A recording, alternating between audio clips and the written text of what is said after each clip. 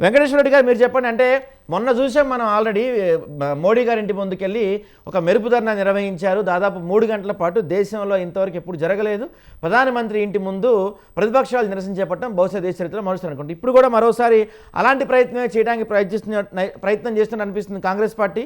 So ఈ కొవ్వొత్తుల rally ఇలాంటివన్నీ అడ్డుకుంటున్నారు మీరు, అంటే జరగనివచ్చు కదా, ఎందుకు అడ్డుకుంటున్నారు ఒక ప్రశ్న. సో దీన్ని ఏం చెప్తారు మీరు?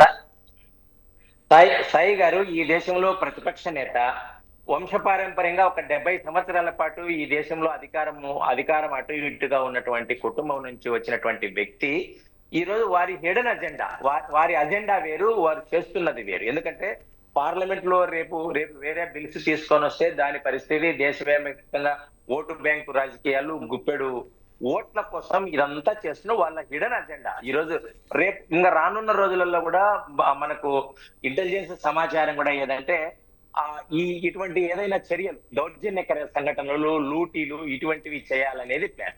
ఒకవేళ ఇవన్నీ కూడా మాట్లాడితే ఏమంటారంటే మీరు ప్రభుత్వంలో ఉన్నారు, మీరు అడ్డుకోవాలని ఇవన్నీ చేస్తారు. ఒక బాధ్యత కలిగిన జాతీయ రాజకీయ పార్టీ ప్రతిపక్ష నేతగా ఉన్నటువంటి రాహుల్ గాంధీ గారు ఇటువంటివన్నీ చేయడం సమర్థనీయమా? వీరు దేశాన్ని ఎటువైపు మళ్లించడానికి చూస్తున్నారు? ఇప్పుడు రాజధానిలో అది ఢిల్లీ అంటే ఒకటండి వెంకటేశ్వర రెడ్డి గారు, ఇప్పుడు గతంలో కాంగ్రెస్ పార్టీ అధికారంలో అన్నా హజారే లాంటి వాళ్ళు ఇలాంటి ఉద్యమం చేసినప్పుడు కాంగ్రెస్ పార్టీ ఇంతలాగా వాళ్ళు అణిచివేయలేదని ఒక వాదన వినిపిస్తుంది. బీజేపీ కొంత అణిచివేత ద్వారా ప్రదర్శిస్తుంది అనేది కొంతమంది విద్యార్థుల్లో అన్నమాట. సాయి గారు నేను వస్తున్నా. అన్నా హజారే గారు నిరాహార దీక్ష చేస్తుంటే ఇదే చిదంబరం గారు పార్లమెంట్ లో మాట్లాడుతూ, మన్మోహన్ సింగ్ గారు, రాహుల్ గాంధీ గారు మాట్లాడుతూ ఒక వ్యక్తి నిరాహార దీక్ష చేస్తే ప్రజాస్వామ్యంలో ఎన్నికైనటువంటి ప్రభుత్వం తలొగ్గాల, ఒకరు నిరాహార దీక్ష చేస్తే ప్రజాస్వామ్యానికి విలువే ఉందని మాట్లాడినటువంటి వ్యక్తి చిదంబరం గారు. దాన్ని నెహ్రూ మాట్లాడిన కోట్ చేస్తూ మాట్లాడినటువంటి వాళ్ళు వీరు. 5,000 మందికి పర్మిషన్ ఇస్తారు. ఈ రోజు 8,000 మందికి పైన జంతర్ మంతర్ దగ్గర ఉన్నారు. 3.5 గంట సేపు భారతీయ జనతా పార్టీ ప్రధానమంత్రి గారి కార్యాలయం ముందర ధర్నా చేయనిచ్చాం, పార్లమెంట్ లో చర్చకు. ఇది భారతీయ జనతా పార్టీకి ప్రజాస్వామ్యం పట్ల, పార్లమెంట్ పట్ల, ప్రజల పట్ల, దేశం పట్ల ఉన్నటువంటి విశ్వాసం. కాంగ్రెస్ పార్టీ ఏనాడో ప్రజాస్వామ్యాన్ని విడమర్చింది. ఎవరు ఎమర్జెన్సీ విధించిన పార్టీ కాంగ్రెస్ పార్టీ ఈ రోజు. కాబట్టి సాయి గారు కంటిన్యూ చేస్తారు. సాయి గారు కాంగ్రెస్ పార్టీ యొక్క వైఖరి గాని, సమాజ్వాదీ పార్టీ గాని, తర్వాత టీఎంసీ గాని, మిగతా వారికి మద్దతు ఇస్తున్నటువంటి కమ్యూనిస్టులు గాని వారి వైఖరిలో మార్పు రావాలి. ఎందుకంటే ఈ రోజు అక్కడ ధర్నా చేస్తున్నటువంటి వారు విద్యార్థుల ముసుగులో ఉన్నటువంటి వాళ్ళందరూ అర్బన్ నక్సలైట్ సంబంధించినటువంటి భావజాలం కలిగిన వారు. ఉమర్ ఫరూక్ లాంటి వారి తండ్రి వచ్చేసి ఈరోజు జైలు నుంచి విడుదల చేయాలని మాట్లాడుతున్నారు. భరతమాత అంటే భరత తండ్రి ఎవరని మాట్లాడినటువంటి వ్యక్తులు అక్కడ ఉన్నారు. ఆర్టికల్ 370 రిస్టోర్ చేయాలని మాట్లాడుతున్నారు. వీరు నీటికి సంబంధించినటువంటి మాట్లాడుతున్నప్పుడు నీటి విద్యార్థులు ఎక్కడ? నీటి విద్యార్థులు వీళ్ళతో ఎవరన్నా ఉన్నారా?